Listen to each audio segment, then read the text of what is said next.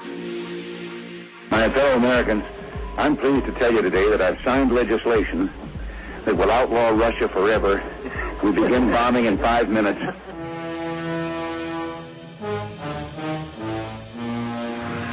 It is essential that our team learns to work with our new recruit, not against him. I'm a geek, walking down the street. Check the computer. The mainframe computer.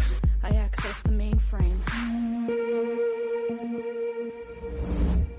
At the end of this day, one shall stand, one shall fall. Time to find out.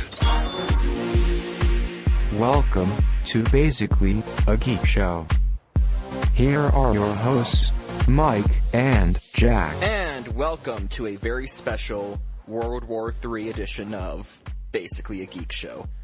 I'm Mike, and here's Jack for episode 5, coming in the midst of international crisis, and, well, you never know, we're one hair trigger away from nuclear apocalypse. Cold War 2, The Redeadening, a Michael Bay film. Not M. Night Shyamalan? No, because if it were M. Night Shyamalan, then we'd find out that it was fucking Nepal the entire goddamn time. And, you know, though it would be much like the Spanish Inquisition in the sense that nobody would expect it, most like most of M. Night Shyamalan's twists, it would be shitty and just insanely retarded. Yeah. It's almost as if M. Night Shyamalan wrote Iron Man 3. Ooh, sick burn.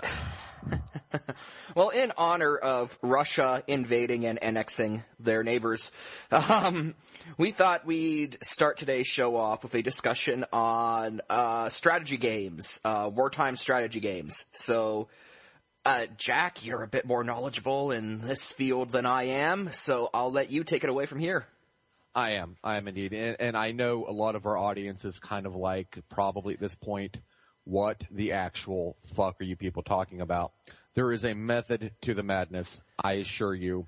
It will become slowly apparent as we go on. We are not off our, well, we are off our rockers, but not quite as much as you think. But yeah. So, you know, the CNN has evidently, from what I've gathered, declared this to be a new Cold War. Hey, I mean, if we can get a reboot of RoboCop, why the fuck not? So, I prefer to think of it more as a patch upgrade going back to original content than a reboot. Yeah, because the counterterrorism expansion pack lost a lot of subscribers. And it's one of those things where the ending really sucked. You know, we were all sitting there like, what, we went through 10 years of this expansion pack only to find out that he was in his fucking house the entire time? Really? Yeah. Who'd have thunk it? I mean, you know, I like to think there's one lone analyst sitting there at the CIA, and he's just like, hey, has anybody thought about, you know, checking his fucking house? Just saying. And they're all like, dude, shut the fuck up. You're just a goddamn intern. Quick, get somebody on that. He's going places. You know, one of those kind of a deals. But yeah, so, you know, that in mind, it kind of got me thinking of some of the better strategy games out there that I've played over the years that have some element of a Cold War feeling to them, or at least a East versus West feeling to them. The first one that I recall, at least chronologically in terms of when it was released, was a rather obscure title on the PC called Bravo Romeo Delta. And I know this sounds like random, you know, words strung together to most people. And in fact, it really actually kind of does to me, which is saying something, because I actually, this is kind of one of my things, you know, I'm into hypothetical military scenarios. I'm into strategy gaming and all that shit. But it's actually, it was a game that came out on the PC, or maybe it was Amiga, in the early 90s, late 80s. And it was a nuclear war simulator. That's all it really was. You had basically two screens, one if you're the United States, one if you're the Soviet Union. And the goal of the game was to use nuclear assets, both, you know, submarine-based, land-based, in the form of bombers and ICBMs, while, you know, to take out the enemy's installations and ability to detect strikes, so on and so forth. The loser was the one who had the most dead bodies lying around. And it's a rather clear cut. Yeah, and I forget my high score, but oh God. Yeah. Send hate mail to basically a geekshow@gmail.com. But yeah, it was a fun game to me at least. Now most people would find it as boring as watching paint dry because you're literally just sitting there, waiting for nukes to traverse and you're plotting strikes and things of that nature. And you can actually play it in real time. So a game, if you played it in real time, could last several hours if you really wanted it to. Now, granted, most of that time you'd be sitting there, watching TV while waiting for the missiles to find their end destinations. So I usually played it, with the time scale turned up a bit. But it was a pretty cool game. These days you really can't find it. It is abandonware. So if it sounds like it's something that might tickle your fancy a little bit, you can always download DOSBox, which is an emulator that will allow your PC to basically run in a DOS shell, or at least run certain programs in a DOS shell, and then you can boot up the game and play it. Again, it's free, so if you want to give it a shot, look it up. It's easy to find. So then moving onward, you had the Command and Conquer series, or specifically the Red Alert series. This is where we get into the interesting stuff, because the newest editions have brought in actors to play certain characters in that series.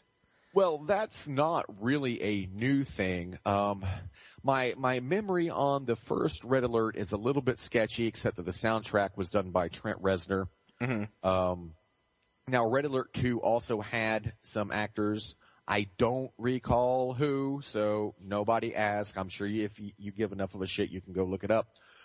Red Alert 2 to me is the best. Basically, the premise of the story is this. The Soviets invent a time travel device. So far we're keeping things realistic. Yes, we're keeping it real. I'm trying to recall, was it the Soviets or was it the Allies? No, Einstein. I think Einstein invented it himself. Yeah, Einstein invents it himself, and he goes back in time to kill Hitler because Einstein's Jewish, so obviously he'd be like, oh no, nigga. Right, exactly. There would be, every kind of motivation there to do it, I suppose. I mean, if you're frivolous enough to want to go back in time to kill Hitler, Mountain Dew and the internet have told us that he really didn't do anything wrong. But,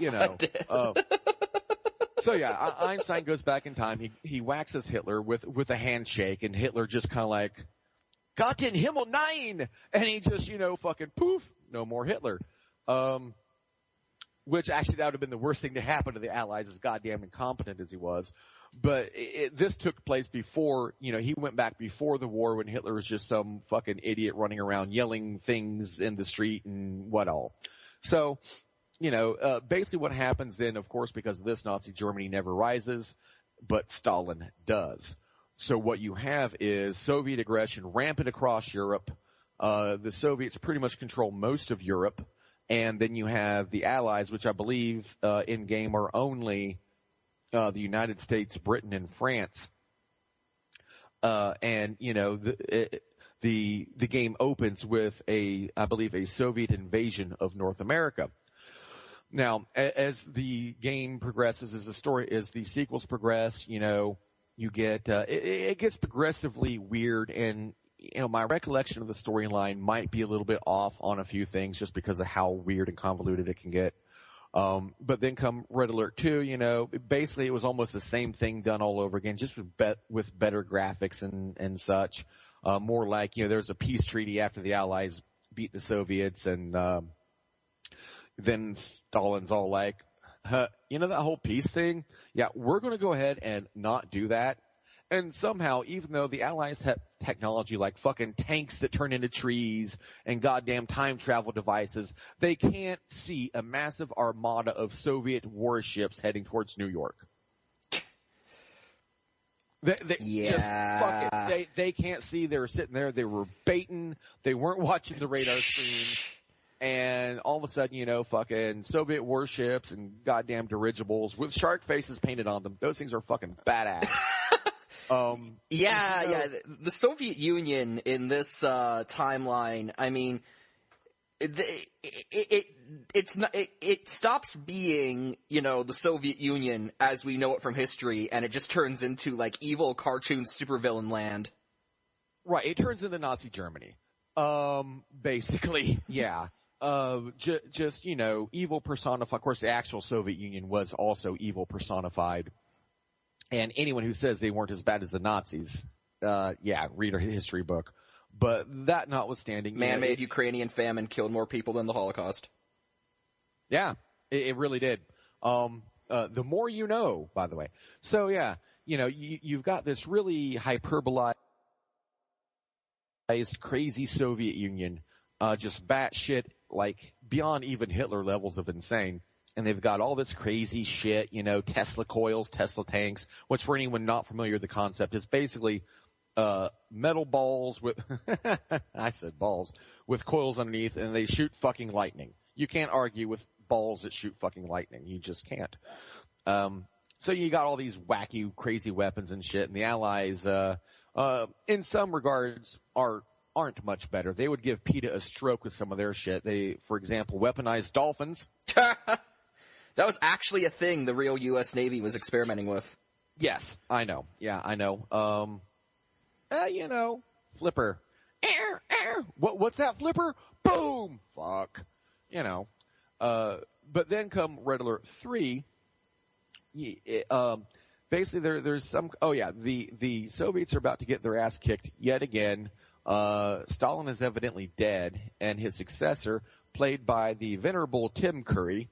I don't even know what the character's name is. I just refer to him as Soviet Premier Tim Curry. Maybe Soviet Premier Pennywise. Oh, God, no. Yeah, like instead of "we will bury you, you will all float down here." Wow, I just creeped myself out a little bit. But yeah, that's interesting. That's where things get interesting, because we've got the Soviet premier played by Tim Curry. I believe an Allied commander is played by Ric Flair, 16-time world champion. And don't they bring in George Takei to play the Japanese emperor? Like, they add Japan as a playable faction. Yes, because Soviet premier Tim Curry once again meddles with the timeline. And when he comes back into this new timeline, he's like, oh, hot damn, it's worked. Everything works and shit. We're alive. And then the Soviet Union is invaded by the Empire of the Rising Sun, which is Japan, if you couldn't figure that out. So then you get the well-known visage of Mr. Takei on Tim Curry's view screen. Hello? No, not quite, though. That would have been fucking epic. So yeah, you get the Japanese invading Russia, and the Japanese army in this game, given what we've told you so far about the weapons and the technology, it's everything you would expect it to be. Everything pretty much transforms into a fucking robot. Pretty much everything. It's basically Mobile Suit Gundam. Yeah, they have this fucking armada of goddamn Gundams, and they just parachute in from the oceans of the sun. And, things get all nutty and such. But yeah, the Red Alert series is definitely, I would say, one of the more imaginative and, from a gameplay and a storyline sense, one of the more fun games out there that kind of have a Cold War motif to them. If you can only get one, I would say go for, actually, if you go on, I believe, GameStop, you can find the entire collection. And I think I paid like $20, and you get all the Red Alert games and all the Command & Conquer games in general, which is a very solid real-time strategy series. So, if you ever got a few bucks to blow, you might want to look and picking that up. People, it is a game where you see Ric Flair, Tim Curry, and George Takei acting in the same thing. Come on. Okay, if that doesn't sell you, all right, guys, listen the fuck up. Gina Carrera in leather shorts. Sold. Why are you not playing this now? why are you not playing this right the fuck now? But yeah, definitely worth a look if you're into that kind of thing, real-time strategy and such. Now, a series that I actually have familiarity with is the Hearts of Iron series, so I figured we could talk a bit about that. Definitely. And this is one that I think, most people have heard about Red Alert, and certainly those that haven't have at least heard of Command and Conquer, if nothing else in passing. The Hearts of Iron series, done by Paradox Interactive, it is a grand strategy game as opposed to a real-time strategy game. Grand strategy games tend to be much more broader in their scope, much more detail-oriented, a lot more complicated, and tend to be more turn-based than not, usually. In the Hearts of Iron series, which now there are 3 going on 4, they are working on a 4th, you can choose as pretty much one of any country imaginable under the sun. The game out of the box takes place during World War II. Yes. So your choices are limited to nations that, existed during World War II. But, Paradox Interactive, the company that makes these games, have been very open about embracing add-ons, patches, fan-made add-ons, fan-made mods. So any historical scenario you can think of, there is probably a mod out there that you can set it up. Like if you want to play, for example, as the Confederate state if you want to play, say, the Confederate States of America won the Civil War and is participating in World War II, there's a mod for that. There's actually 2 mods for that. There are 2 mods for that. There's a mod if you want to play a mod where alternate World War II is between Nazi France and an alliance between Britain and Prussia. There's a mod for that. Mm-hmm. So, there are even mods for aliens invading. I wouldn't recommend that one, though. That one does suck. I tried that. And well, it's not poorly made. It's just incredibly difficult. Well, I would say that it's kind of poorly made. But I get what they were going for, I suppose. Basically, all it uses is the in-game revolt mechanic, except instead of it basically turns the revolt risk up like 10,000 times, to where you're guaranteed to have at least one province have it, and then it replaces the in-game sprite, the in-game character model for the soldier, for the rebel soldiers or whatever, changes them to little green men. And then they just basically traipse across the countryside, and they're almost impossible to fucking kill. And that's why I didn't like it. I mean, I personally, I would have actually taken one from Harry Turtledove's World War series, and I would have actually assigned certain countries to be under alien control, given them much better units, but still beatable, just like they were in the actual novels.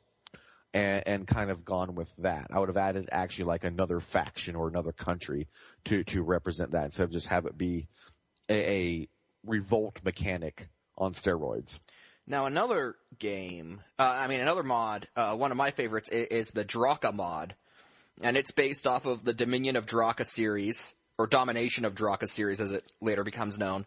It's really alternate history on steroids.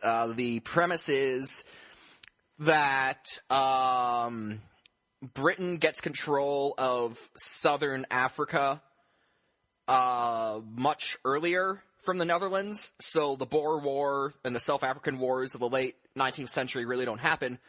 But instead, this British South African colony kind of gains pseudo-independence earlier and becomes a repository of reactionary elements all throughout history, like first American loyalists who leave the United States after the American Revolution go there, and then French nobility go there after the French Revolution, and then Confederate refugees head there after the U.S. Civil War.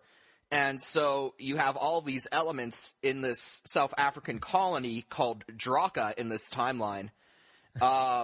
named after... It becomes the world's loser club, basically. It does. It becomes the world's loser club, but then they decide to have a "we're not gonna take it" motivational seminar. And they decide that they're going to conquer the world, and they embrace the idea of slavery, but it's not racial-based slavery. It is, we're superior to all of you, and anyone who's not us is fit to be slaves. So then they embark on world domination. First they take over Africa, then they take over the Soviet Union, then they, take over a weakened Nazi Germany. And, at first the Allies are kind of like, well, the Nazis were dicks, so this could be workable. But then the Draka are like, oh no, you're next. And then, they invade the British Isles, and then they invade North America, and then all the Allies, it gets really ridiculous at this point once they invade North America. And, the Allies, the pro-democracy Allies, set up space colonies, and then it becomes the Draka on Earth versus the Allies in space. And it becomes this intergalactic war. It gets really absurd. How long of a ramp do you need to jump that many sharks? The author specifically said, he was not going, at a certain point he said he stopped going for realism. No shit, really? You think? He basically said, at a certain point, I wanted to see how far I could take it, so I just imagined the worst possible outcome coming of any possible major event. Though I bet you it was fun as shit to write. Oh, it probably was. I need to pick those books up. I've been meaning to, but have not gotten around to it. But, if anyone else wants to pick these books up, be warned. It starts off like a grounded alternate history. Hey, what if there was just this colony in Africa that existed for all these reactionary elements that had an axe to grind for the world. And it starts off realistic, and it starts off, really grounded. And then after World War II, after the parallel World War II, it just takes off in completely different, into Crazy Town, and you start getting... It's cray-cray. Yeah, I know, exactly. You get space battles and genetically engineered soldiers, and it gets crazy. You can divide it pretty much into two parts, reasonable Draka, and then, batshit insanity Draka. Those are really the two elements. Unfortunately, in the mod for Hearts of Iron, you can't play the space colonies. It is restricted by the Hearts of Iron game engine, so it's just restricted to, Earth-based warfare. Although, it is particularly well made. They take little bits and pieces from the game and throw them in as sort of, flavor, additions. You can choose to sack Rome when you conquer Italy, for example, if you play as the Draka. It's just an all-around fun game, and the Draka are overpowered to the extreme, so if you just want something that doesn't take skill and you just want to have fun conquering the world, that's probably the best mod to look into for Hearts of Iron. And if you don't feel like the Draka mod and want the same experience, just play as the United States. Yeah. The United States in the unmodded game, the United States can pretty much just single-handedly face roll any other country on the planet. Of course, that's, I guess, kind of accurate, but getting kind of back to, the whole Cold War focus, the unmodded game itself, and a lot of the modded versions as well, still incorporate the mechanics and the events involved. Certain timelines progress, or you achieve certain accomplishments in game. You get an event. Say, for example, you take Berlin, you'll get an event. If you take all of Germany, then in the unmodded game, it will be then split up amongst the Allies and the Soviets, assuming things play out rather historically. And you do get nuclear weapons in the game. Hearts of Iron 2 specifically is the one that we're talking about here with the mods. Hearts of Iron 3 so much does not have as much of a diversity in the mods available. Hearts of Iron 3 kind of fizzled out. It was not widely embraced, and people just kept making mods for Hearts of Iron 2 because that's what everyone wanted to play anyway. Yeah, and Hearts of Iron 2 itself actually went on to spawn other games that were just basically, they were mods of Hearts of Iron 2 that were so good that Paradox themselves said, hey, let's publish this. One of them is called Darkest Hour. And I believe you can pick that up on Steam and GameStop. The game's $6, $7, maybe 10 at the most. Definitely, if you like strategy games or history or anything like that, definitely worth picking up. I don't know how many fucking hours me and Mike have spent playing that, and occasionally when we can get it to work, the fucking multiplayer. Yeah, be forewarned. If you want to play, you can host games online. So if you and a friend both have the same game and the same mods, and you want to play a game against each other, there is a theoretical mechanic to allow you to play. But I don't know, and it wasn't just a problem with our particular internet connection, because we tried it multiple times at different locations for each of us, and it just seemed like the online mechanic is just incredibly spotty. It's incredibly fun if you can actually manage to get your computer to talk to your friend's computer, but, that's kind of a shot in the dark. Yeah, one does not simply play Hearts of Iron multiplayer. But, yeah, in the game, and they eventually included in base Hearts of Iron 2, they included a Doomsday expansion, which was Cold War focused, or not so much Cold War as it was. It actually was not a Cold War, but a hot war between the Allies and the Soviets, rampaging across Europe and such. Now, Paradox is working on a new game. It is scheduled to be out at some point this year. I think actually relatively soon, in the next, say, 2 to 3 months. It is called East versus West, and it is a worked over and heavily modified version of Hearts of Iron 3 that is designed to place less emphasis on warfare and more emphasis on economic strategy and political maneuvering, to try to kind of replicate the movements of the pieces on the global chessboard between the East and the West.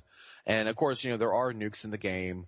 One of the demos showed online the developer nuking France, because I guess why not,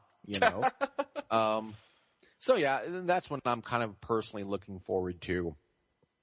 Though, going forward, more recently you had the World in Conflict series, which was released, I believe, in 2008. Now, this is the one that I had the least experience with of the games that we've discussed so far. I have played it. I've played maybe halfway through the American campaign, and at the time my computer shut the bed, and I had to get a new one, and I never got back around to reinstalling it and playing it. This game, it's almost kind of a Red Dawn scenario, really. But what happens is in this game's timeline in 1998, or 88 rather, the Soviets face a choice. That is to either fold and call it quits, as they did in real life, or to say, fuck it. I mean, we've got all this shit laying around. Let's use it. And they decide the latter in this instance. So you get basically, Soviet tanks storming through the Fulda Gap in Germany. NATO responds. America throws everything they've got into it and forgets one small problem. The fact that the U.S. and the Soviet Union actually kind of share a fairly close border. Once you go far enough north, that is. And the Soviets managed to invade Washington State and seize Seattle. And that's where the game opens. Now, it is notable that the game is entirely narrated by Alec Baldwin. I guess they got him to not pitch a screaming hissy fit long enough to actually sit down and do something, which is remarkable in and of itself.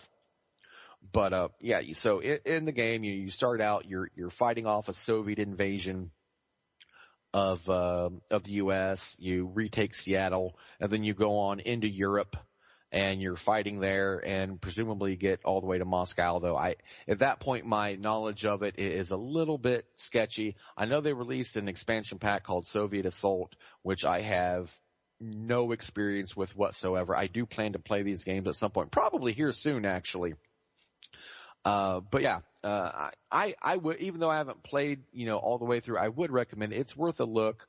Again, you can get both games on GameStop.com for $10.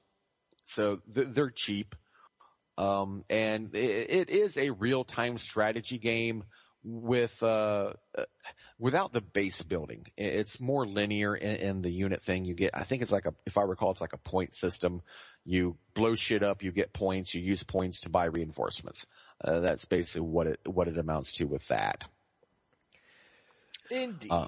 Indeed. So yeah, that would be, I guess, our relevant on-topic discussion, given that Russia has decided to go back to, bring the Cold War back into style. Well, and, it's worth pointing out that, and part of the reason why we're covering this is both Mike and I, him being a history major and myself just always having a keen interest in such things and in geopolitics in general. After a while, after one kind of notices things for a bit and kind of studies a little bit independently or in forms of official education, you begin to kind of notice and take heed of how events like this go on to shape not just the news for a couple of weeks, but you look back at the Cold War, which spanned 50 years almost, mm-hmm. and how much of our current pop culture, even to this day, is influenced and shaped by it. The obvious examples are movies such as Red Dawn, or one lesser-known kind of variation of Red Dawn called Invasion USA, which is basically Red Dawn if you replace the Wolverines with Chuck Norris. Why have I not fucking seen this? You haven't seen it? Seriously?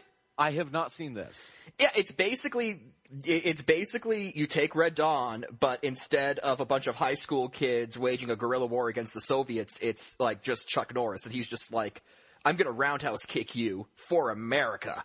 But okay, so now I'm immediately having problems following this movie's continuity. Okay. Because Chuck Norris, if Chuck Norris is a soldier in this movie's continuity, why is he only coming into play when the Russians invade? Why wasn't he sent over there? He could have had this thing ended in like a day. I don't know, man. You think if you had Chuck Norris in the American army and you're staring down the Russian threat, you sent him over. But,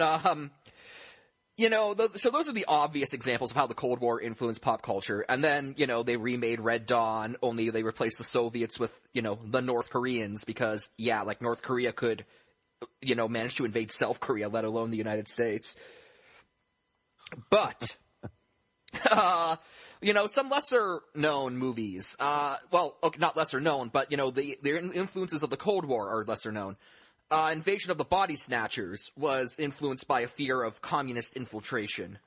War of the Worlds. War of the Worlds. Obviously, War of the Worlds was originally written as a critique of British imperialism, the original book, but when they adapted it to film in the 50s, it was tweaked to be a metaphor for the Cold War and the potential for a Soviet invasion.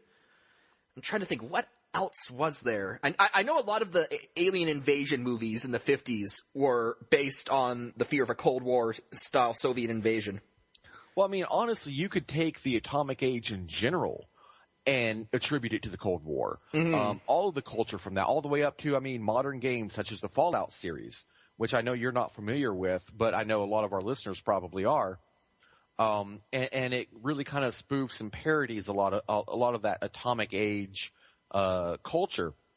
And the entire reason why we even had that culture was because of the arms race between, NATO and the Warsaw Pact. And, for 50 years, this standoff pretty much dominated our culture in a lot of different ways. Music in terms of music, there's, I'm sure, a lot of influences as well. Though, that's really, I know music, but that's really not my forte. I don't look for political messages and definitely actually try to avoid them in music.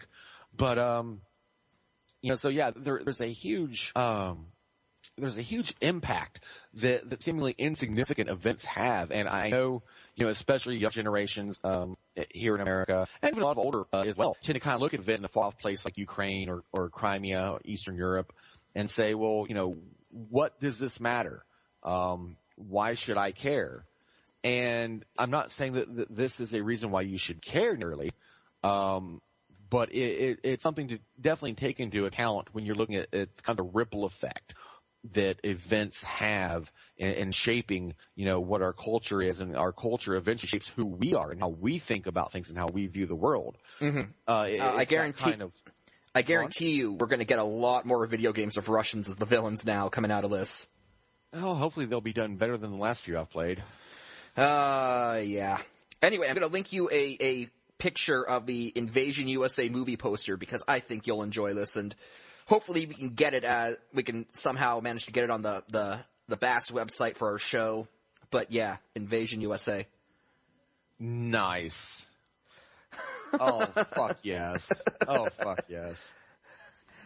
That's brilliant. I love it. Yeah, so that's Chuck Norris single-handedly fighting off the entire Red Army. Well, I mean, do you really need anybody else? You really don't. I mean, Khrushchev would bang a table with his shoe. Mm-hmm. Chuck Norris would bang Khrushchev with the table. You know, Khrushchev didn't actually use his shoe. Like, that wasn't his shoe, it was someone else's shoe. Intern, give me shoe. I bang on table. Actually, it wasn't an intern. I don't know how reliable this is, but the story I've heard was that it was actually the shoe of the Canadian ambassador. Let me take somebody's shoe whose country won't do anything to me. Canada, get the fuck over here. Aww. No. It's probably just like he asked him, and, we're very polite, so he was like, can I have shoe? And he's like, okay, here you go, eh? Yeah. What did you learn? Yeah, it made for entertaining piece of pop culture.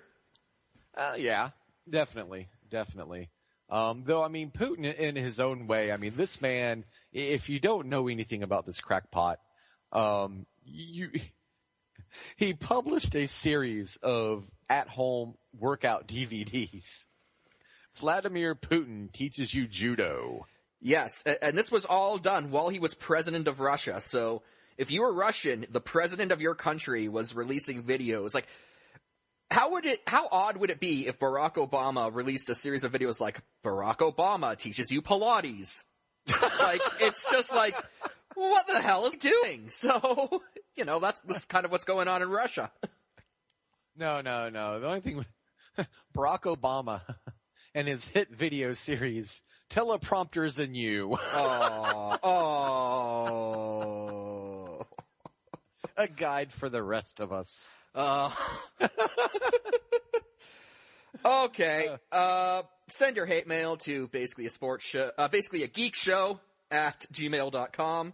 God damn it, Mike. Although you could. Basically a geek show at gmail.com. And likewise, if you enjoyed this segment, let us know. And, from time to time when lulzy current events happen that we give a shit about, we'll happily, sit on here and banter about them for you guys.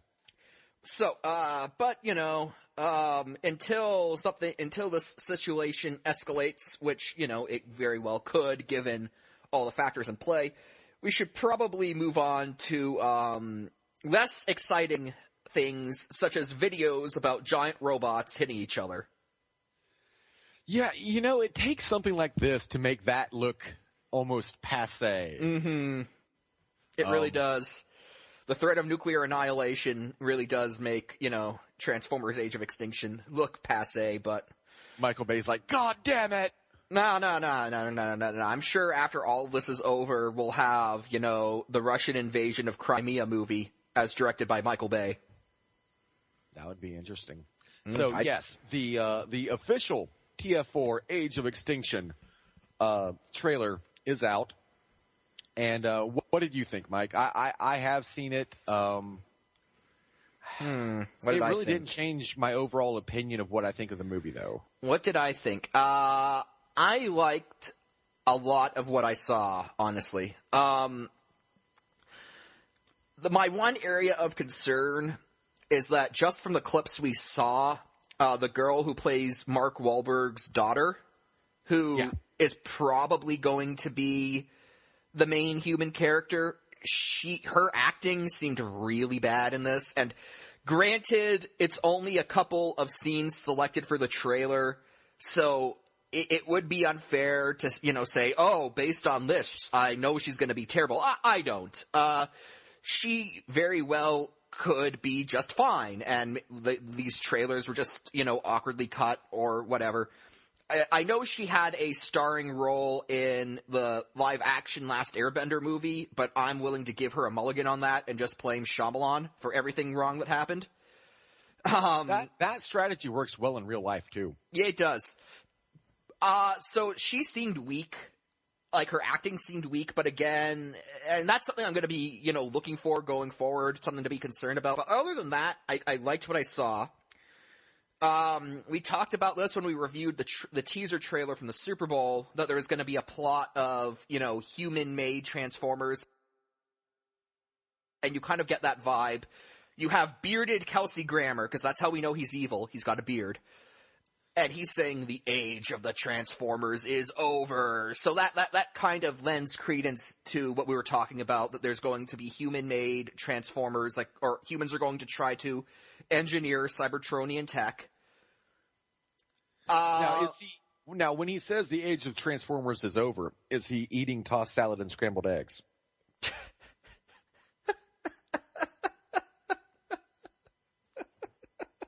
Double entendre, ladies and gentlemen. Indeed. So, I definitely saw that plot point pop up.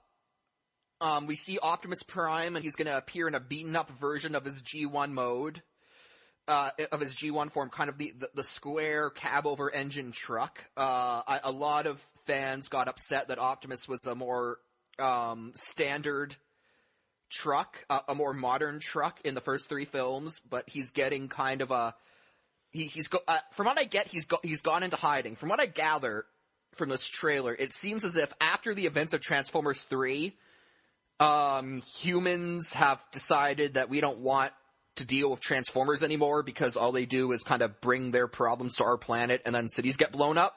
So, not that we don't do the same thing, though. No, indeed. But, so it seems that the Transformers are kind of on the run. They're in hiding. So Optimus Prime has taken the form of this beaten up, old cab-over engine truck, very reminiscent of his Generation 1 form. And then you've got, the government guys in the black suits and the black helicopters and the black vans. They're looking for a Mark Wahlberg is standing there doing Mark Wahlberg things. Like Joker? Yep. But all in all, I liked it. The action looked fun. Kelsey Grammer is a favorite of mine, so I'm looking forward to him in the role of human villain.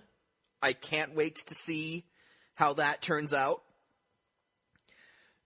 I think we got a bit of a glimpse of Lockdown. There's a Lockdown being one of the Decepticons from the Transformers animated TV show that Jack and I are not a fan of.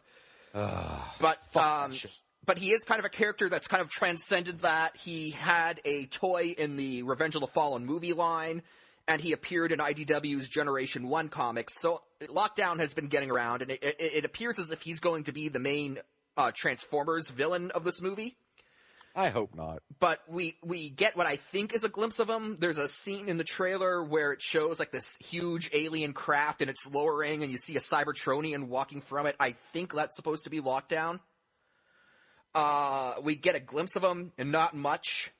Although, check out our show covering Toy Fair 2014, and we talk about him having toys being released. If you want to know what Lockout looks like, just, search for the toys. But we get a glimpse of him. What I really found interesting was that near the end of it, Optimus Prime punches out Grimlock.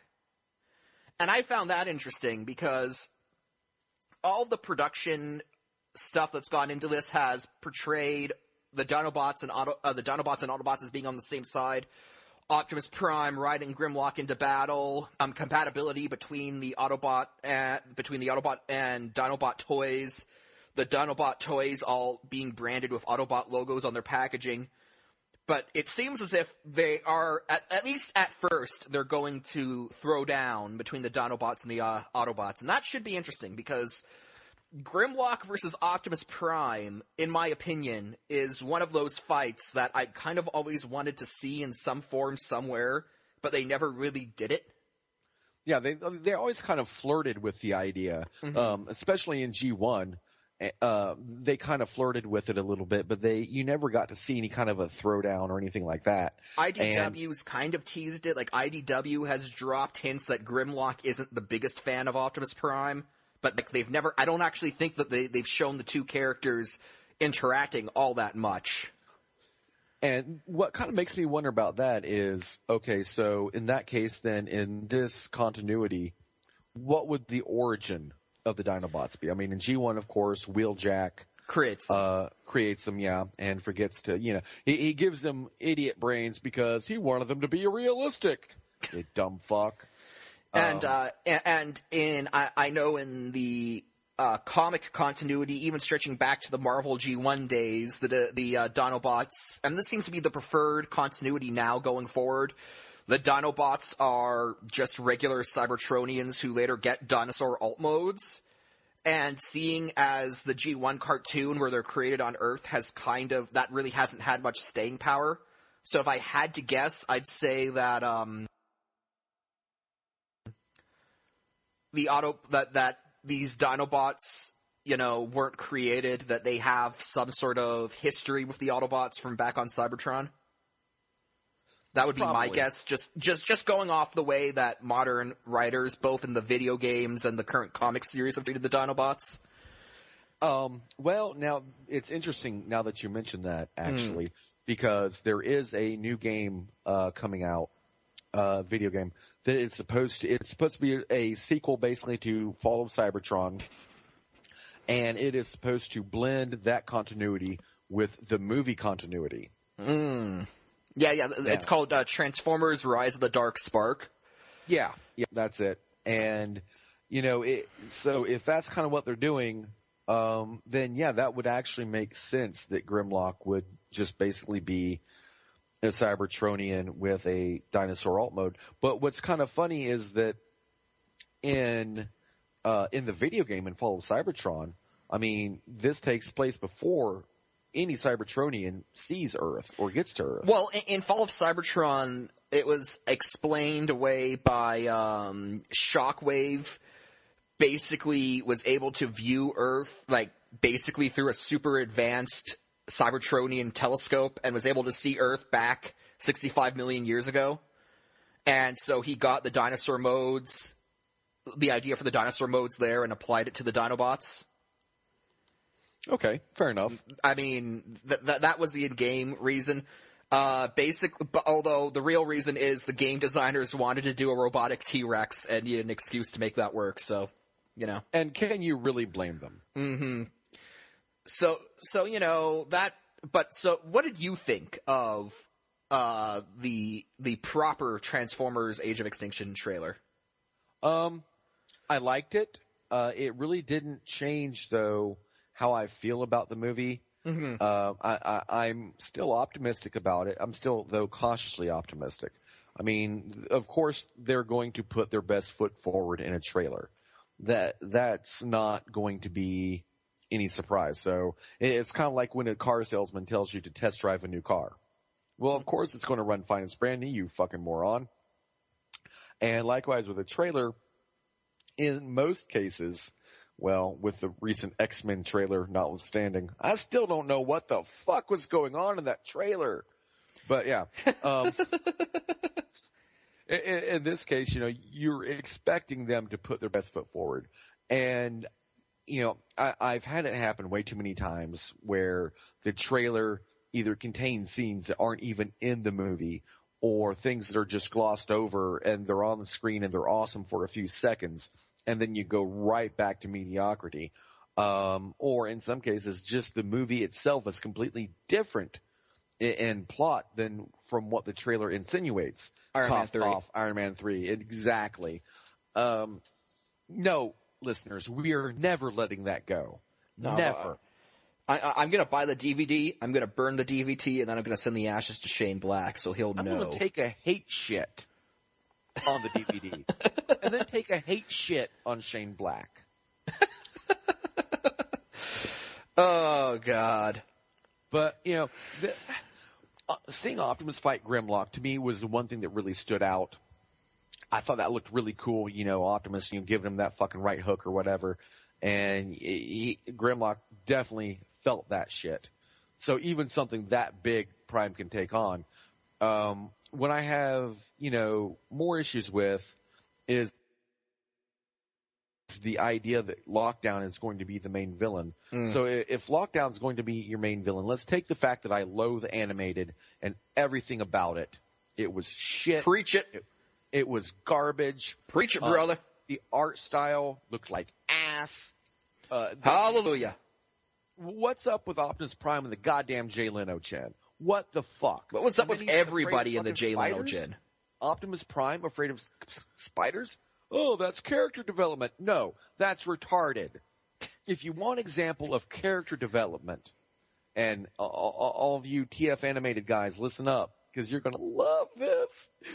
Look at Armada. Oh, snap! Laying the Armada smackdown. Go to season 3 of Armada. Look at Starscream. Look at Optimus. Yeah, even Optimus, that last fight was chock full of Optimus character development, because he had to come to terms with the fact that he kind of likes shit going boom. Yes. Look at Megatron / Galvatron after he got a purple paint job and it suddenly gave him identity disorder. Except it didn't, because his personality didn't change. He just kind of... Hey, I'm purple. Call me Galvatron. But you're the same... Galvatron. Okay. I just imagine that Megatron had, I imagine that Armada Megatron kind of did that regularly, maybe 5 years before the start of the series, he was calling himself Gigatron, and then one day he just decided to call himself Megatron. Who the fuck are you, Prince? So when he decides to call himself Galvatron out of nowhere, everyone's just like, whatever, roll with it. It's easier than arguing with him. Yeah. Yeah, exactly. And, if you want character development, in a TF cartoon, if you want character development in a Transformers television show, because I'm leaving IDW out of this because they write good fiction. But I'm looking rewind. I'm looking at the TV shows here. If you want character development, look at fucking Armada. Now, not Minicon Armada, season 3 Armada. Look at that. There is your goddamn character development, not Optimus Prime having an emo fit about fucking being afraid of spiders and certainly not being Ultra Magnus's bitch. Yeah, Animated, but we are, Animated's one of those divisive things, and I'd love to do a decent portion on Animated, but I think, I hate to do this to you, but we can save the Animated talk for another time, but I just want to get everything back on, on that's track. Fine. That's fine. Lockdown. MO. Lockdown. Lockdown being the main villain. You said, aside from besides how you feel about Animated. Right. Aside from that, why have Lockdown be your main villain and incorporate Galvatron? If you're going to have Lockdown be your main villain, okay, fine. Leave Galvatron out. Save that for your next movie. Now this is being said with no idea how they plan on doing the whole Galvatron deal, mind you. Maybe he's a different Cybertronian altogether. It is Michael Bay. It is Michael Bay, but everything that we've seen out of movie Galvatron, which admittedly isn't much, but from what we have seen, it seems to indicate that he is going to be the same character as Megatron, because he's retaining a truck-based alternate mode. Yeah. Megatron was a truck in Transformers Dark of the Moon. Yeah. And he looks Megatron-esque in his character design.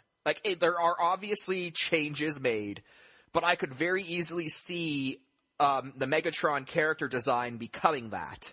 So I have to imagine, and that's got me curious too.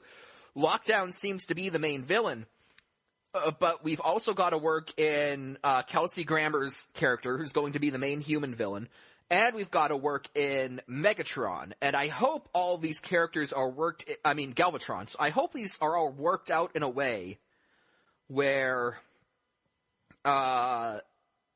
the movie's plot doesn't become too bogged down of trying to figure out who the villain is. And I know an overly complicated plot has never been something people have accused Michael Bay movies of having. I don't know, man. Bad Boys 2, that was some deep shit, man. Yeah. The one thing I remember about Bad Boys 2 was a scene where they had, like, 2 rats were fucking inside of a sock. Dude, that's character development. That's the one thing I remember from Bad Boys 2. Yeah. Bad Boys 2. But yeah, no one's ever accused a Michael Bay film of having an overly complex plot. But I just hope that Galvatron, Lockdown, and Kelsey Grammer's character, they're all handled in a way that it makes sense.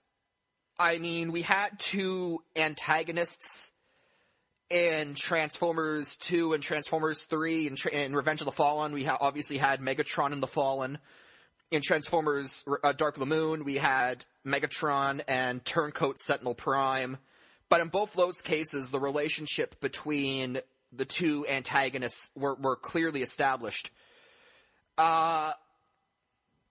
In Transformers 4 Age of Extinction, I hope that they do that again. They find a way to link Lockdown and Galvatron together. Otherwise, it could just be a bit of a mess, and a messy narrative is the last thing these movies need at this point. I think before anyone accuses poor Mike here of being a little bit of an idiot for fearing that a Michael Bay film will have too complex of a plot for him, let me bail him out a little bit here and say what I think he's trying to get at. Let's hope that Michael Bay's inexperience with complicated plots, and indeed plots in general, doesn't fuck him up if he's actually going to try to do one. Yeah, I mean, okay, I'll give Pain and Gain a lot of credit, because that was much more than what I was expecting from Michael Bay regarding a plot with a decent number of twists and turns in it. So, well, he got out his scribble book and his crayons, and he's been trying real hard. Yeah, he's been trying. Bless his heart. Yeah, and I say this as someone who generally enjoys the Michael Bay Transformers movies, but I hope he doesn't try too hard to his own detriment. Yeah, and honestly, I think Bay's formula works. You don't need, if you've got a movie about giant robots blasting the shit out of each other, what plot do you really need? They're there, they don't like each other. Let's just watch shit go boom and have fun for a couple of hours.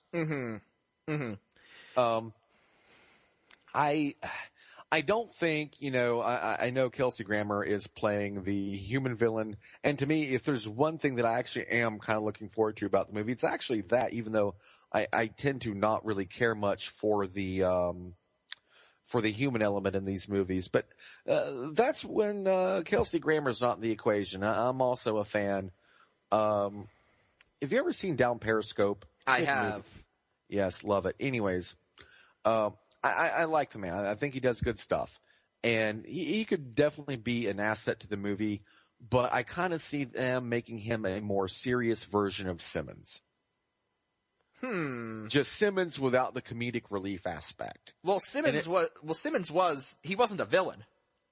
Well, now in TF1 he was. He was kind of. And then he didn't get redeemed near the end. He just sort of got pushed aside. Yeah. One man alone, abandoned by the country he loves. I'm right here in the car. Oh. I love Agent Simmons from Revenge of the Fallen. A lot of people really hate on Revenge of the Fallen, and I have to admit, I can see where a lot of people come from on that, but at the same time, I love Revenge of the Fallen for 2 reasons. The Transformer-centric bits were really good, and Agent Simmons stole the goddamn show. So he did. He really was a high point of an otherwise low point in the series. Simmons' work and his character in that movie was really good. I liked it. The whole don't tease my addiction. Or was that in Dark of the Moon? That was Dark of the Moon. That was Dark of the Moon when he was on Bill O'Reilly. Yeah, that's right. that was fucking priceless. Yeah, John Turturro will be missed in Transformers: Age of Extinction, unless he just comes out of nowhere. They just haven't been advertising it. I would love that. Like Agent, like no one else in the original series, like no one. They don't bring back anyone else, but Agent Simmons shows up in like the middle of the movie. He's really the only one from the original series that I will miss. Actually, to tell you the truth, ironically, I didn't think Shia LaBeouf was bad. I didn't think he's bad either. But I'm just saying I'm not going to miss him. He wasn't a detriment to the movies. I'm not one of the Shia LaBeouf haters, even though in real life he is a bit of an arse. But, he's a bit of an arse, but at the same time, I can't say I dislike him in anything I've seen him in. I don't either. But I'm just saying that, you know, even though I don't think he's a detriment, he's not really something that I'm going to miss either. Unless Mark Wahlberg is just Mark Wahlberg to the point to where I'm like, oh my God, I wish Shia LaBeouf were here. I'm curious to see how Bumblebee deals without Sam because, you know, when Steven Spielberg Spielberg being the executive producer on these movies, when Spielberg was talking about Transformers 1, he said he wanted it to be about a boy in his car, and he really wanted to build up the relationship between Sam and Bumblebee. And whether or not that came through is up for debate, but at the same time, you know, it was an element that was there. So I'm curious to see if they're going to address Shia LaBeouf not being there when, you know, Bumblebee gets his characterization. Yeah, though I Hello. Yeah, I'm here. Yeah, so, that's pretty much all I was saying. Yeah. I mean, though I really don't care about that, to be honest with you. I could give two shits about any kind of plot line involving Bumblebee, to be honest. And the whole love affair of a boy in his first car. Yeah, I get it. I don't necessarily want it, though.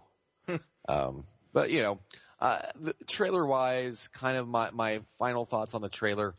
It was good. It does what a trailer is supposed to do. It makes the movie look good. It showcases its high points and, quote-unquote, hopefully, you know, gives you an idea of what you can expect from the movie. And it looks like it'll be, you know, an interesting watch. Indeed. So, moving on, I just wanted to have a brief little discussion on a franchise that I myself am a fan of. And I debated talking about this in earlier shows. Never really got around to it, but I never really felt there was a rush because we have until, God, I think it's August when season 8 of the modern series picks up, and that is Doctor Who. Now, for those of you who are unaware, Doctor Who is the story of a alien who looks like a human because shut up. And he has a time machine that can move through space and time called a TARDIS. And it is disguised as a 1960s era London police box. Because fuck you, that's why. Because shut up. And he gets human companions, and they go on adventures throughout space and time, and sometimes they have to battle evil, as, you know, adventures tend to do. Anyway, I hesitate to call it one of the longest running shows on British television because it was off TV from 1989 to 2005. There was a TV movie in 1996, but that didn't really lead anywhere. But yeah, Doctor Who's coming back. Doctor Who's been back since 2005. It's become immensely successful. And we are entering the 8th season, the 7th. I'm hesitant to call it the 7th season. Part of the 7th season. The 7th season really ended with In the Name of the Doctor. And then we had the 50th anniversary special, the 50th anniversary special, which brought in John Hurt as the 9th War Doctor. By the way, this is also going to make things easier going forward. In Doctor Who, the Doctor is a member of an alien race called the Time Lords. Time Lords have this thing where they can cheat death right before they die. They can regenerate into a new form. Their appearance and personality changes, but it's essentially the same person. This was kind of put in place to account for continuing the series after actors had left. So the Ninth Doctor was kind of retconned into being John Hurt in the 50th anniversary special, and then we jumped to the Christmas special, which aired in late 2013, where the current Doctor, Matt Smith, exited the show and regenerated into Peter Capaldi, who is the current, I think we're going to refer to him as the 13th Doctor. They mentioned it being regeneration number 13. So, yeah. Doctor Who's heading into its 8th season, and I know you're not a fan, Jack, but do you have any insights, wants, wishes going forward for the show? I do. Here's my thing with Doctor Who. Mm-hmm. All right. And you and I have discussed this on several occasions. And, I'm not saying that other franchises that I, do care more about haven't ever suffered the same problem. Most notably, Star Trek has had a bit of this at the same time. The difference, I guess, is when these repeating kind of lame trope villains were introduced and the character models involving them. Doctor Who, the earlier iterations were just plagued with really cheap and shitty production values. And I know Star Trek was too in its first iteration. That's not lost on me. The difference though is that Star Trek has kind of taken those same villains and evolved them over the years. The Klingons have received now 2 heavy makeovers. The Borg were introduced, which are, admittedly a ripoff of the Cybermen. They were introduced in the late 80s or early 90s. And they became a monotonous, recurring villain, just like the Daleks and the Cybermen. And that's kind of my thing with Doctor Who. They've never they have updated their models, but at the end of the day, a fucking Dalek is still a goddamn trash can with a plunger strapped to it. Now, in fairness to the Cybermen have kind of updated their look. They don't look nearly as bad as they did in their first appearance, or even as bad as they looked in the 70s and 80s. No, they don't, but they still look bad. I don't think the new Cybermen look all that bad. Honestly. I mean, they're robotic humanoids. There's only so much you can really go with that. The current Cybermen look fine, in my opinion. I agree the Daleks have always looked underwhelming, and I understand there's a reason for that. They debuted during the show's run in the 60s, and the 60s era BBC production values were not the best. Basically, imagine, if you're not familiar, imagine a 3rd grade puppet show. Oh, they're not talking. No. But, okay, point being that I understand why the Daleks looked the way they did, but it's kind of in a weird place where there is technology to make better-looking villains, and you could probably easily, if the Daleks were being conceived of today, they'd probably look nothing like they do now, and they'd probably look pretty kick-ass. But because of the era in which they were made, and because of their popularity, there's really no getting around them. They're so popular that you can't radically redesign. They tried to subtly redesign the Daleks during the beginning of Matt Smith's run years ago, and it was so negatively received that they went back to the older style. And that was a slight tweak that most, casual fans probably wouldn't have even noticed. Then I guess it's just one of those things that I don't get. Mm-hmm. Because to me, I've watched a few episodes now. The first season with Eccleston, I liked. Eccleston is my favorite Doctor. I did watch pretty much all the first season. I did like it. I've actually watched, I believe, most of the second season as well. That would be David Tennant's first run at it? Yeah, and he's I have a hard time taking him, to be honest with you. A lot of people love Tennant. For a lot of people, Tennant was the first Doctor they saw because he played it for 5 years. So, if you missed out on that first season run where it was Eccleston, then David Tennant was the Doctor you saw, and a lot of people like him because of that. And I understand where the appeal behind Tennant comes from, but I still kind of view him as that jerk who replaced Eccleston because I really like Eccleston. And I know Eccleston wasn't replaced. He walked away. But still, in my mind, when I first saw David Eccleston regenerate into David Tennant, I was all like, who's this jerk? Yeah. And so that's kind of my go-to association.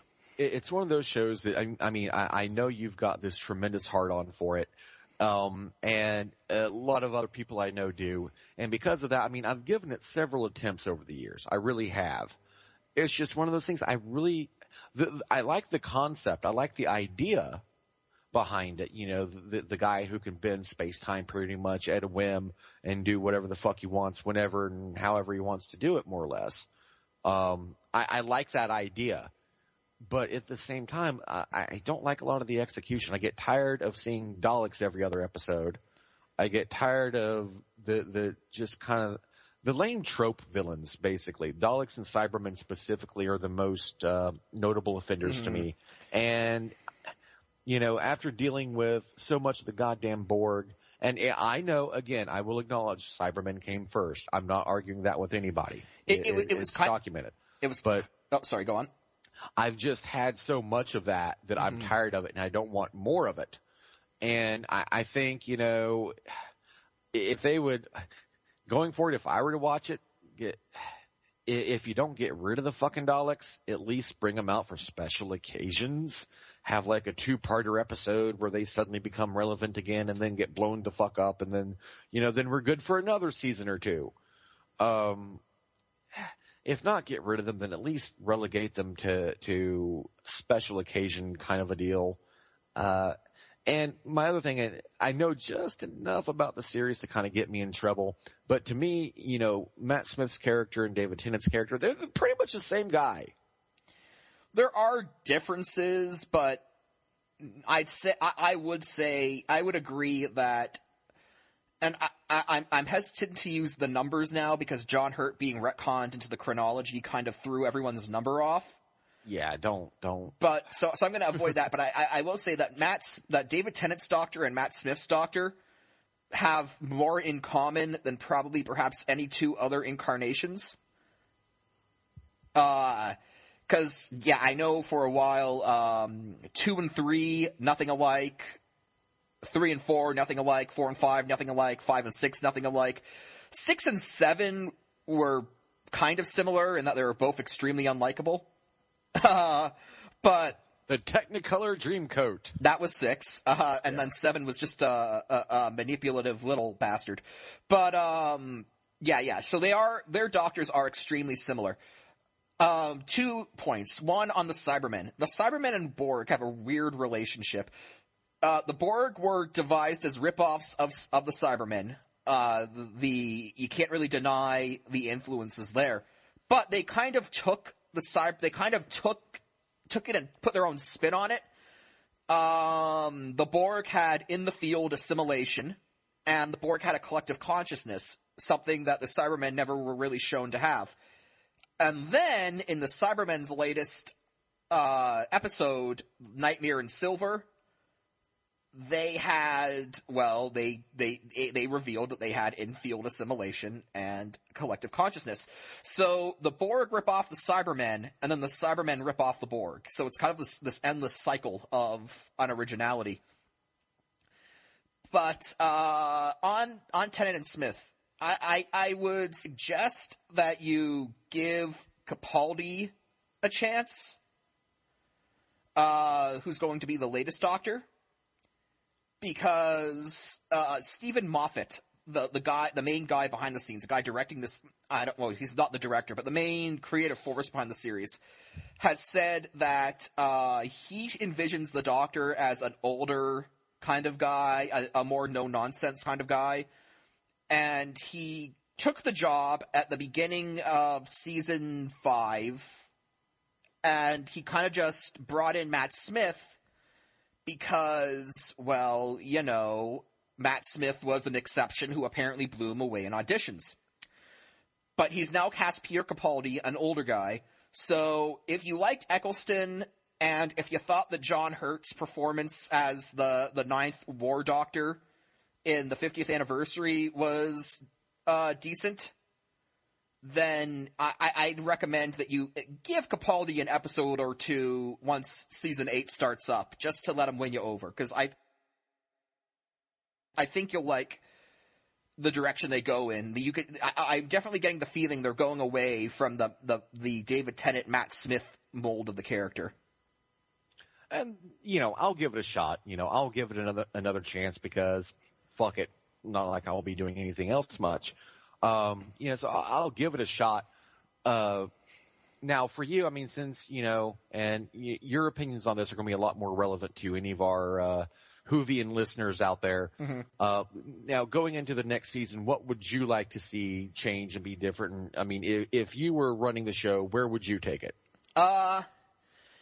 Where would I take it? Well, with Peter Capaldi being an older guy, again, I'd use John Hurt's performance in the 50th anniversary as sort of the template for what I want Capaldi to be.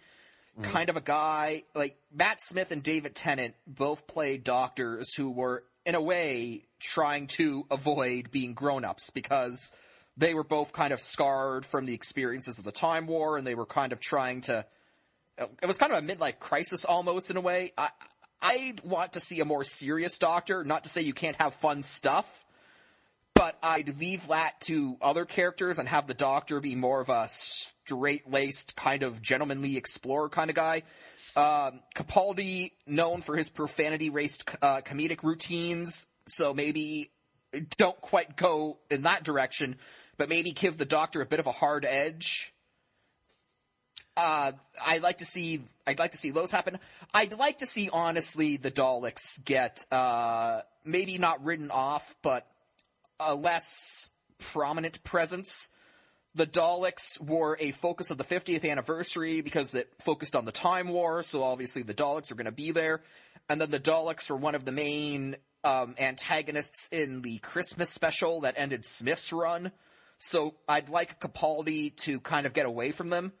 Obviously every Doctor's got to have his showdown with the Daleks, so maybe Capaldi could have an interaction with them in a season or two, but I'd like to see him kind of be given space to kind of grow as his own Doctor. So more serious Doctor, maybe a Doctor with a harder edge. And this is also the beginning of a new regeneration cycle for the Doctor. So he's really got almost like a second life ahead of him. He's obviously had plenty of lives, but he's got like a second full life cycle ahead of him now. So I'd like to see him kind of explore that, what implications that would have on him. And honestly, I'd like Capaldi to stick around for a long time. Obviously, this isn't so much of a show direction as much as it is Peter Capaldi's personal preferences, but I'd like to see him remain the Doctor for over 5 years. I would like to see, obviously, he might be terrible, but assuming that he is as good as I expect him to be, I want him to stick around for maybe 6-7 years, really kind of own the role and go forward from that, because Smith was under 5 years, Tennant had 5. I'd like to see a long-term Doctor, someone who can really kind of redefine the role for everyone else to follow for a while. That would be nice, because Tennant kind of redefined the role, and then Smith fell into that mold. So I'd like Capaldi to break with that, and I'd like him to reestablish what the character is going forward. And that sounds perfectly reasonable. And, something that should be noted, even you agreed with me on a little bit on the whole Dalek thing. I did, yes. And, here's the thing. When you have such a recurring villain, that just is so prominent that it becomes predictable, at that point you venture into Saturday morning children's cartoon territory. And those meetings, those conflicts between the two, they become less meaningful. Mm-hmm. So for the fans that, like the Daleks for, whatever reason, wouldn't you rather have their appearance to actually mean something than to have their appearance be something ubiquitous and something that isn't going to really make any difference no matter what they do, because the Doctor's just going to fuck them up anyways. Have that little bit of a fear and a dread, make them something that can actually, when they show up, oh no, son, shit's about to get real, yo. As opposed to, oh, hey, look, it's the Daleks stuff and things. The Daleks, okay, a lot of Who fans will hate me for this, but I would have been perfectly fine with the Daleks had they written them out of the show completely after Eccleston's final episode. Eccleston's final episode, he deals with a group of Daleks who had somehow managed to survive the Time War, and they're presented as the last Daleks around. I would have had Eccleston really had a great showdown with them. I love that line where where the Dalek's like, you have no plan and no ship and no weapons. And the Doctor goes, and doesn't that just scare you to death? I think that's great stuff. So I wouldn't have minded it if, Eccleston had defeated the Daleks there, and then they just say, well, that was the Dalek swan song, we're going to move on. That was realistically never going to happen just because of the popularity of the Daleks, but in a vacuum, if that had been the last we saw of them, I think that would have been a great way for them to exit the show. Yeah, I would, and again, I'm really not qualified to make many weighty statements on the subject, but it did seem like when the way they did that, it did feel meaningful. When you seen them, they did feel like a threat. It was done exactly the way that I would want such a confrontation to be done. And it ended in a way that I thought it felt kind of satisfying. So yeah, that I will agree that I think that would have probably been a good place for them to have just like, okay, or if they're at least not going to bring them back, or at least if they feel like they have to bring them back, do it, wait a couple of years. Mm-hmm. Wait 2 or 3 years before bringing them back. No, I mean, if they go with Capaldi the way that you're talking about, I would find that interesting. I liked I like the way Eccleston kind of played the character. I like the way John Hurt played the character. John Hurt was hilarious when he takes a look at his future selves and he's like, do I have a midlife crisis? And I guess what I'm saying is I would kind of like, if I were watching it, if I were to become a big fan of the series and to actively try to, catch up on it and everything like that, I would want to see the Doctor be a bit more of an anti-hero. Kind of, I guess is what I'm saying. Another thing I'd like to see coming back is I'd like to see the Master make a comeback. The Master's probably the Doctor's most famous singular enemy. The Daleks and the Cybermen always sort of show up in groups, but the Master is his most enduring singular enemy. He last showed up during Tennant's run, and then, was supposedly finished for good at the end of that, at the 2-hour special, The End of Time. Now, how much of this is because you like the character, or because you want to see Timothy Dalton again? Timothy Dalton didn't play the Master. I thought he did. No. He played Rassilon, the president of the Time Lords. Oh, I stand corrected. Proceed. Although T. Dalt is the man. So. Lol. But, favorite James Bond. Right up. But, No. Obviously John Sims played the Master in that, and, he was pretty good. He was, but he was a bit manic. I'd like to see them bring back the Master as sort of a scheming, kind of subdued villain. Maybe a bit of kind of a Moriarty kind of deal. Yeah, which is actually interesting because during Matt Smith's run, there were rumors that they were going to bring Benedict Cumberbatch in to play the Master. That would have been interesting. And obviously that didn't pan out, as Benedict Cumberbatch went on to play Khan instead. And I'm happy with that. Because I really liked Cumberbatch's portrayal of Khan. I thought it was really good. He went a kind of a different route with it, but I liked it. And but yeah, I would kind of, in terms of Doctor Who, I would kind of like to see the series, I don't know, have a little bit more of a grittier edge to it maybe. And I get everything I've seen of the show says that that's not the core essence of the show. And that just tells me... It can be. It can be. It has been in the past. You could make the argument that the third Doctor's run was pretty gritty. The fifth Doctor's run wasn't necessarily gritty, but it was definitely more so than the fourth. And the sixth and seventh Doctor had pretty gritty runs as well. So you know, you can do a darker, more serious Doctor Who. It has been done before.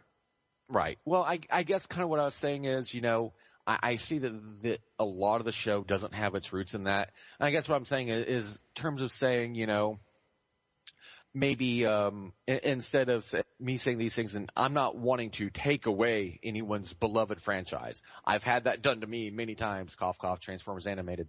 And, you know, I wouldn't want that to happen to somebody else. I'm just saying, you know, from the perspective of me, me being, of course, me, and, you know, liking what I like, and I do like what I like, at least most of the time, unless I don't, that's the kind of show that I would like. If you had a similar character to Doctor Who, similar capabilities, that's kind of like the personality I would like for him to have.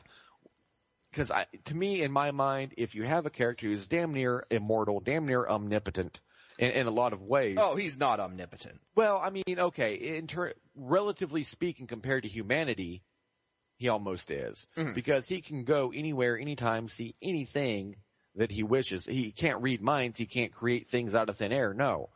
But I mean, that's a tremendous power to have. There was an episode where the actual devil told him to sit down and shut up because he didn't know crap about how the universe worked. Nice. I like that, actually. That's interesting. But, you know, I in my mind, I would imagine having that long of an existence. And I know that the show has kind of dealt with this and approached this in various forms, like with the War Doctor and things like that. But when you live so many hundreds or thousands of years, whatever it is, and you see so many things, that's going to do a lot to you. Mm-hmm. I mean, psychologically, that's going to do a lot to you. And not to mention the loneliness of the existence of having your entire race either A, wiped out, or B, now, you know, in some pocket dimension. Yeah, alternate dimension, whatever. Either way, they're not around. You're alone. You're it. And that, I think, would psychologically take a heavy toll on somebody. They played around with that. That was kind of the core of Eccleston's take on it, kind of the battle-scarred survivor. Yeah. And you definitely see that where Eccleston, he curses a lot more. He has a shorter temper, and he doesn't, you know, dress in suits or Victorian garb. He wears basically jeans, military boots, and a leather jacket. And that was that was kind of the harder edge Doctor that they had. I liked it personally. I don't think Capaldi will go back to that, but I think it'll be closer to that than Smith and Tennant. Smith and Tennant kind of had the whole younger, hipper, geekier kind of feel to him. I do think that Capaldi will be a step away from that, because just from what Stephen Moffat has said, what he envisions the Doctor being. So I think we're going to be heading in a direction that you might find more enjoyable, something that I'm looking forward to. A lot of fans who loved Smith and Tennant will probably take some getting used to, but hey, if I got used to Tennant after 5 years, then you can get used to Peter Capaldi, so. Suck it, bitches! Yeah. Now's the winter of your discontent. Pretty much. Matt Smith was weird. I love some Matt Smith episodes, but then other Matt Smith episodes I just kind of roll my eyes at. It would have been hilarious if he would have regenerated into Peter Capaldi without taking off his bow tie first, and then he would have ripped the thing off as soon as he became Peter Capaldi. Like, what the hell am I wearing?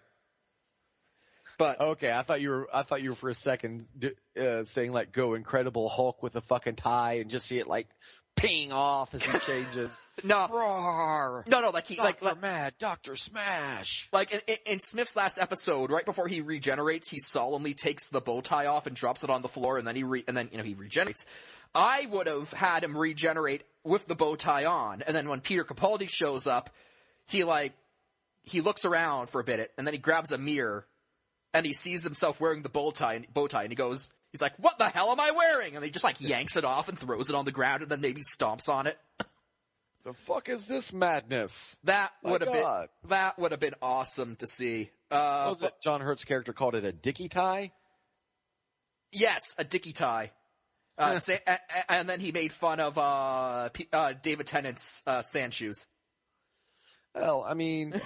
Yeah, that was which was great. He goes, so if you two really are me with your dicky tie and your sand shoes. Indeed. That's pretty much my take on it too. Like, what the fuck? No, I do not become this. This is not me. You people are idiots. No. Just no. Yeah. That John Hurt's incarnation as the ninth / War Doctor was a real treat to see. He was almost kind of a throwback to the third and fifth Doctors in a lot of ways, the kind of a straight-laced kind of guy.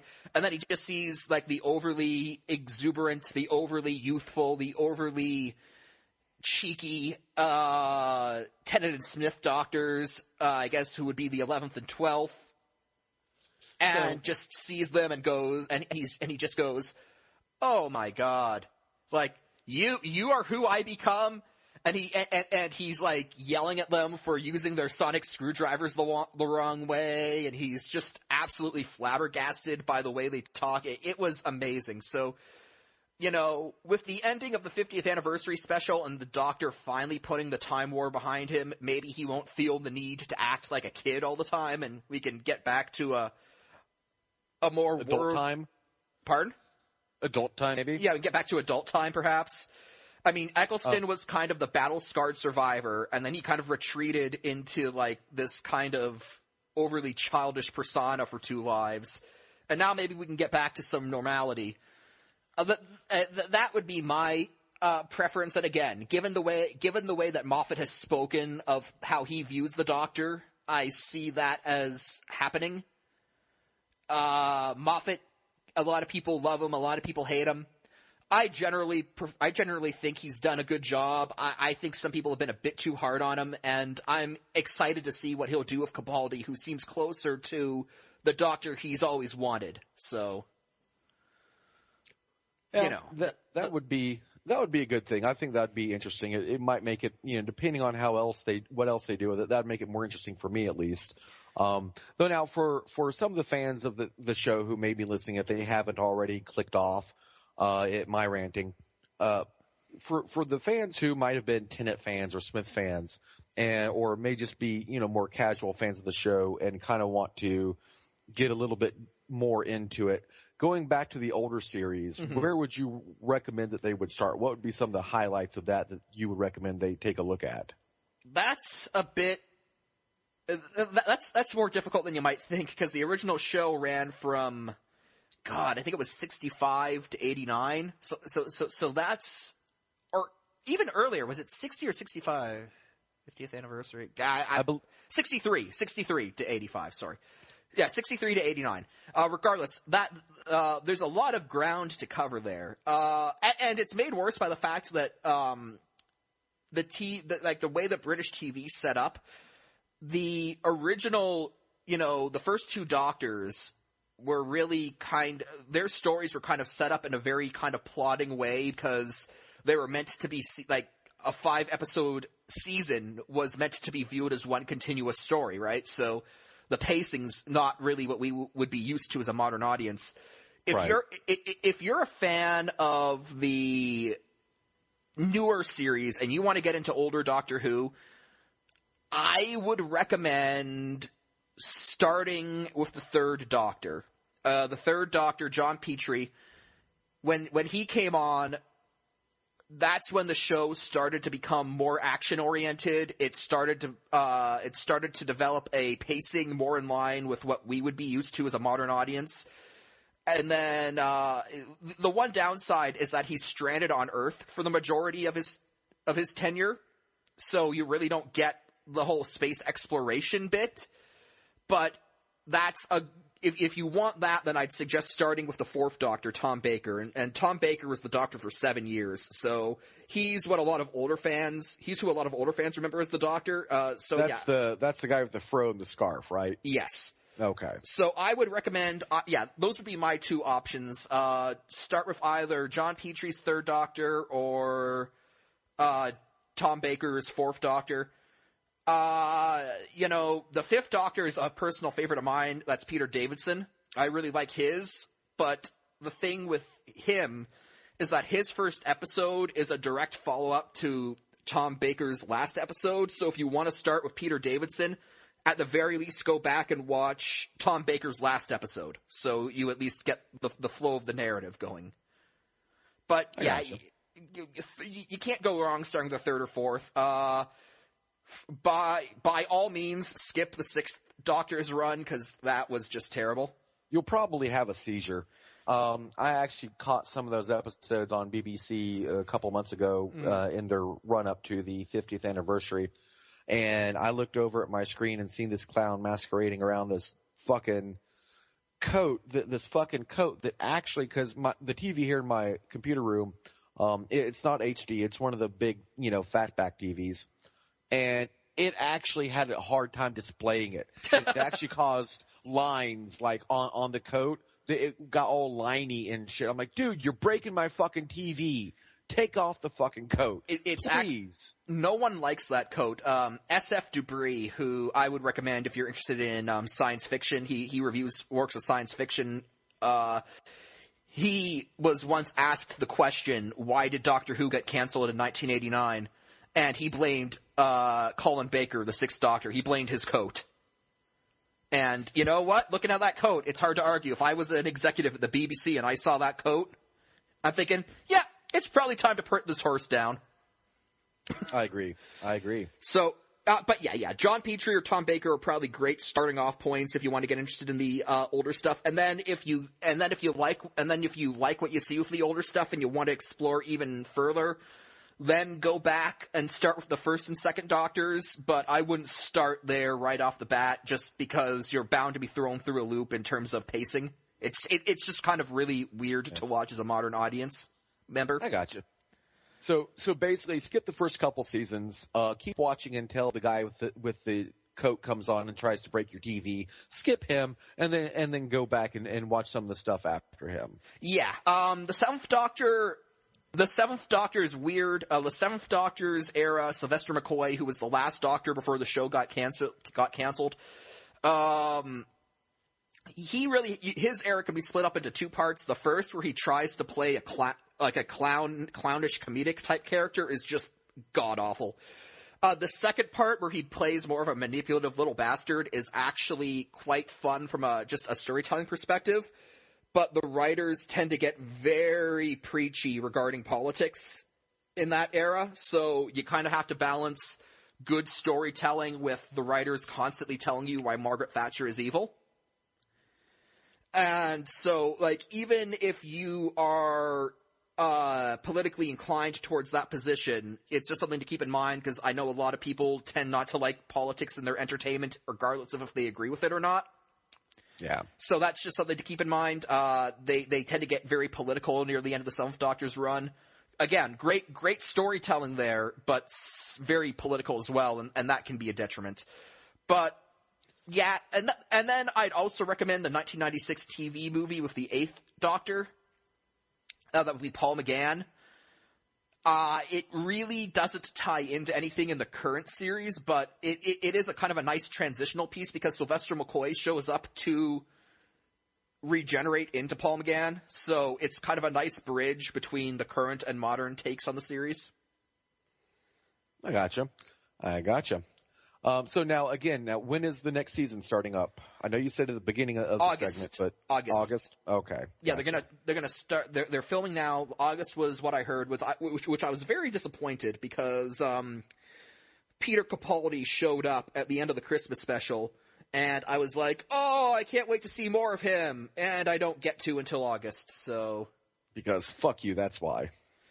Yeah. Oh well. We actually got a fair bit of discussion out of the Transformers trailer in Doctor Who, and, we don't want this to run too long. I don't want to take advantage of the goodwill Greg from Basically a Sports Show has shown us in editing our show, so we'll cut it off here for this week.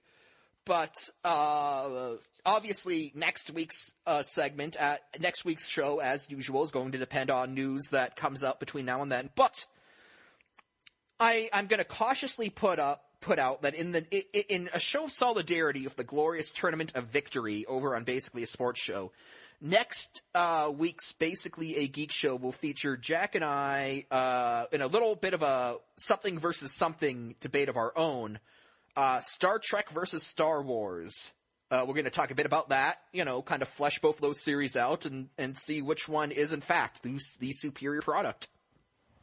Indeed. And for any people out there who have a really annoying friend that seems to have no taste whatsoever in movies and just tends to really like the stuff that everyone else hates, I'm that guy. So I shall be, from time to time, assuming the role of the bad movie public defender. And we will be discussing on our next week's show, I will defend Battlefield Earth. Yep, so if you're into space-themed sci-fi, next week's going to be the show for you. Star Wars versus Star Trek, and, Jack here defends Battlefield Earth, which all I can say is I don't know how you sleep at night, man, because... I don't know how you can sleep at all, because I'm not sure that sheeple have enough thought in their heads to sleep.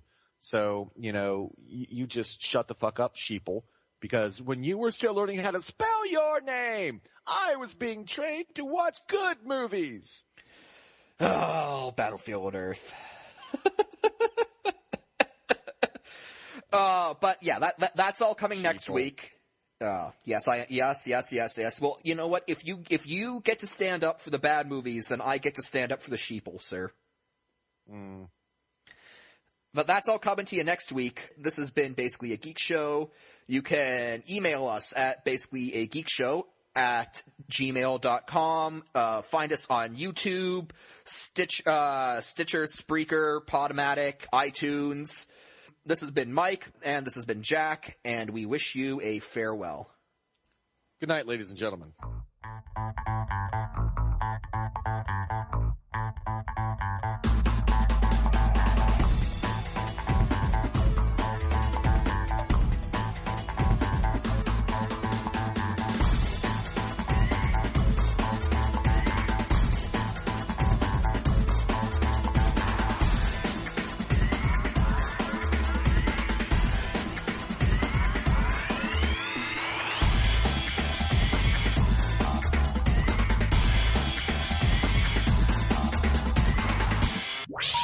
Please hang up and try again.